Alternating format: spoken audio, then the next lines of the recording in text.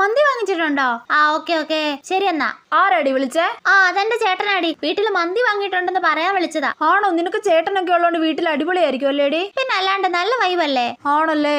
ടൗണിൽ നമ്മൾ സ്ഥിരം പോകുന്ന ബ്യൂട്ടി പാർലർ അല്ലേ. എന്നാ പിന്നെ ഞാൻ കോളേജിൽ നിന്ന് ഇറങ്ങിയിട്ട് നേരെ അങ്ങോട്ട് വരാം. ശരിയടി. ആരാടി? എന്റെ ചേച്ചി ഇന്ന് വൈകിട്ടേ ബ്യൂട്ടി പാർലറിൽ പോവാന്ന് പറഞ്ഞായിരുന്നേ, അത് ഓർമ്മിപ്പിക്കാൻ വിളിച്ചയാ. ആണോ? നിങ്ങൾ സിസ്റ്റേഴ്സ് ഒരുമിച്ചൊക്കെയാണോ വീട്ടി പാർലറിലൊക്കെ പോകുന്നേ? പിന്നെ അല്ലാണ്ട് എല്ലായിടത്തും ഞങ്ങൾ ഒരുമിച്ചാ പോന്നെ. ആണല്ലേ? എല്ലാവർക്കും ചേച്ചി അനിയനും ചേട്ടനും അനിയത്തിയും ഒക്കെ ഉണ്ട്. എനിക്ക് മാത്രം സിബ്ലിങ്സ് ആരുമില്ല.